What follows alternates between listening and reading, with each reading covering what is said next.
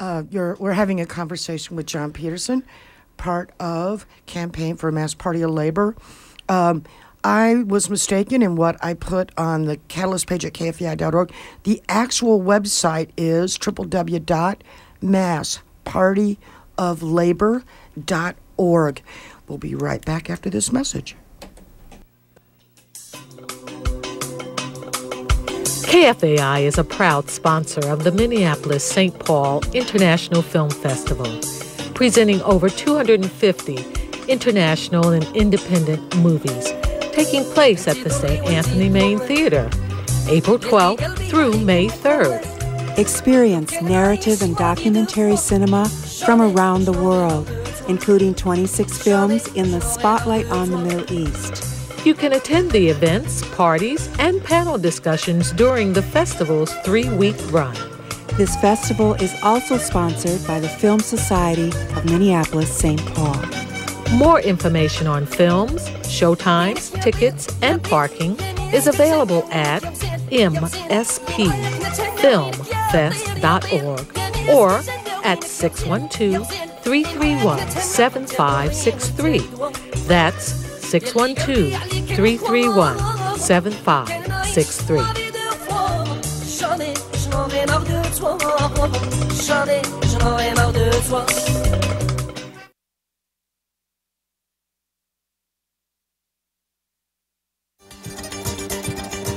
KFAI is sponsored in part by Southside Pride newspaper, locally owned and operated for over 20 years, delivering 48,000 copies door-to-door, and at coffee shops and area businesses each month in the Phillips, Powderhorn, Nokomis, and Riverside neighborhoods of South Minneapolis. More information available at southsidepride.com. And we're back. You're listening to KFAI, your people-powered radio of the Twin Cities, and this is Catalyst. And we have John Peterson, an organizer with Campaign for a Mass Party of Labor. And we're thinking about how could we have an alternative to the Democratic Party in the United States, a labor party, as all the other Western industrialized nations do. You know, we keep hearing, I mean, I'm already hearing it from some folks I consider allies, that we have to vote for the Democrats because third parties don't have a chance. If you don't vote for the Democrat and you vote for third party, then the Republican gets in and it's worse. Make an argument against that. I feel like I don't even know how to have this conversation anymore without my head exploding. Well, I mean, one of the arguments I use is that we actually don't want a third party. We want a first party, and we want a second party. We've already got, the two parties are kind of like branches of the same tree. Well, and in that sense, if this is a democracy and the workers are the majority in this country, and that's an absolute fact, then the majority should rule, and a party representing the interests of the workers should therefore be able to win in fairly short order if they actually organize in a concerted manner around the country. I like to always use the example of the Republicans. I mean, the Republican Party, they were not always the party of George Bush and of Rick Santorum. They were actually the party of Abraham Lincoln. And when they were slavery abolitionists. And they were formed in 1854 as an abolitionist party. They lost their first elections, the first few elections, but in 1860 they finally elected a guy named Abraham Lincoln who proceeded to eradicate slavery. Things can change very dramatically and very quickly. And in those elections in 1860, it was actually a three-way split of the vote. And Lincoln actually won without even getting 50%. He had less than 50%. He had 40-something%, I think. There's nothing in the Constitution that says that there's only two parties, and that's the Democrats and the Republicans. These parties have formed historically. They've morphed over time. And I think that if we don't start now trying to build an alternative, then we're always going to be stuck with the quote-unquote lesser evil. And as is often pointed out, the lesser of two evils is still evil. I mean, it's like asking, do you want to be hanged to death or shot to death? And that's not really much of a choice. We workers, we're the majority in this country, and we deserve much better. Well, and the other thing is, I would challenge folks just to look at the last 20 years since the 1992 election of Bill Clinton and ask yourself, this whole lesser evil. I mean, I feel like that our expectations of what we're allowed to expect from the Democratic Party gets lower and lower and lower. And they more and more collude with the Republicans. And I'm not talking about speeches. I'm talking about actions and policies. And, I've sort of come to a point of feeling that the Republicans are the ideologues who push things farther to the right. And then they can only get so much done if they're in majority. So then you got to bring the Democrats in, and they're the implementers.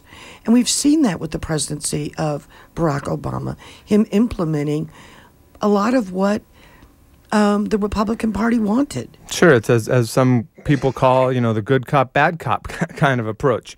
And people don't want to admit it, but things are actually worse now than they were under Bush. They're worse under Obama in terms of foreclosures and unemployment and misery and poverty and wealth polarization. Whistleblowers being arrested, drone attacks, expanding the wars that are not declared into Yemeni and Somalia, Pakistan. And it's sort of George Bush Part 3. Yeah, it's the rich are richer now than they were before the economic crisis in 2008. There's more wealth concentrated in fewer hands than at that time. So people can't say, oh, well, poor Obama, he inherited this horrible problem and it's all Bush's fault still. Almost 4 years later, I think it's pretty clear that the policies that he continued or implemented are actually what have accelerated this concentration of wealth. And of course, I think things like the Occupy movement, and extremely exciting movement that really opened a lot of eyes, not just in the United States, but all over the world, that right here in the belly of the beast, there's millions of people, and many young people especially, who are sick and tired of the status quo and want something different. I think that is just the beginning of the beginning of what was going to be a period of fundamental change in this country, which will eventually require a mass political expression in the form of a Labor Party. And, the unions are going to have to do this work. I mean, you can't just hope that things will be different a few years later when the next elections come around. The unions actually have to do something about it. I say it's still not too late for them to put candidates on the ballots, to mobilize to do this. There's still other resources. It's still not too late. But, if it doesn't happen this time, then there's really no excuses. I mean, just, to wait another 4 years and hope that somehow there'll be a quote unquote, truly labor-friendly Democrat out there. It's just not possible. A political party is the expression of one or another class in society.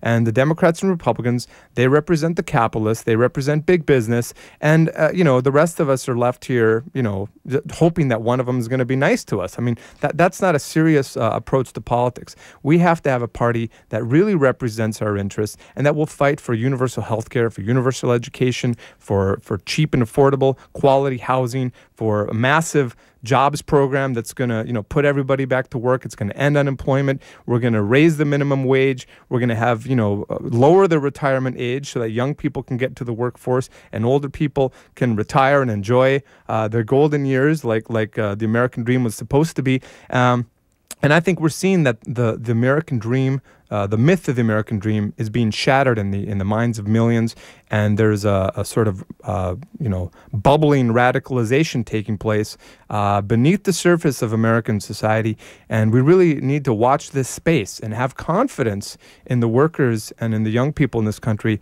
that we can actually seize our destiny into our own hands and really bring about fundamental change in this country. We're running out of time a lot quicker than I would have liked. What would you say to those who say, let's just say, let's dream big. Some of the unions, you decide to put up a Labor Party candidate in the 2012 election. And people say, oh, but then what if that takes votes away from Barack Obama and then Mitt Romney gets in? I mean, this is one of the other arguments that we're always told, but if you offer an alternative, then the Republican will get in and it'll be worse. Well, I think Obama should earn those votes. Nearly 50% of the eligible voters don't vote at all.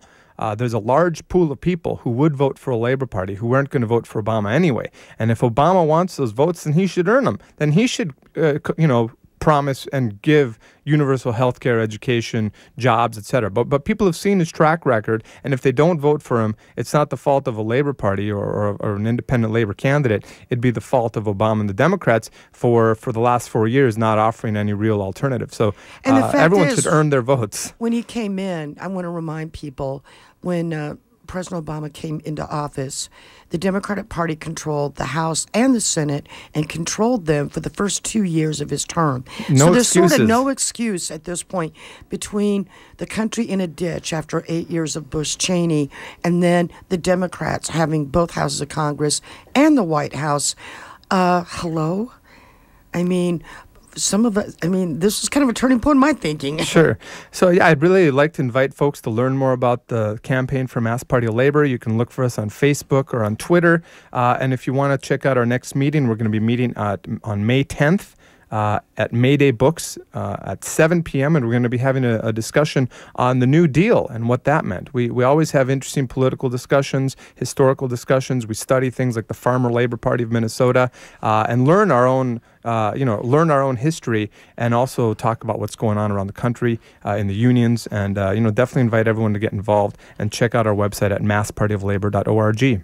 And I will be updating the Catalyst page for today, May 3rd, with the actual website and the date and place. Mayday Books right around the corner here on the West Bank in Minneapolis. God, it went too fast, John. I want to give a big shout out to beautiful Pete Seeger. He turns 93 today. Wow. And he's still keeping on. Happy birthday. So we can too. And this is a classic labor song that doesn't get heard as much. But given that the banks are richer than ever, I think this is a great sentiment to go out on. Don't go away, because coming up next is Don Olson with the second half of your weekly Hour of People Power, the Northern Sun News. Here's Pete Seeger, Those Banks of Marble. I've traveled around this country, from shore to shining shore. It really made me wonder the things I heard and saw. I saw the weary farmer a-plowing sod and loam. I heard the auction hammer just a-knocking down his home. But the banks are made of marble, with a guard at every door, and the vaults are stuffed with silver that the farmer sweated for.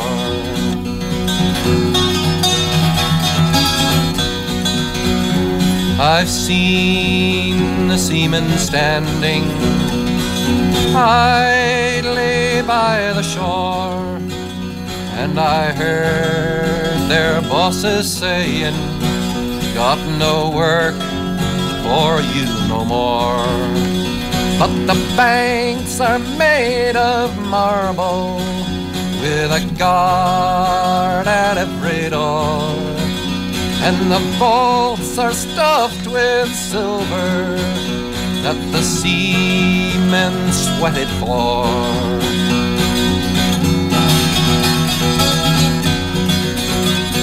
I've seen the weary miner scrubbing coal dust from his back, and I've heard his children crying, got no coal to heat the shack. But the banks are made of marble, with a guard at every door, and the vaults are stuffed with silver that the miner sweated for.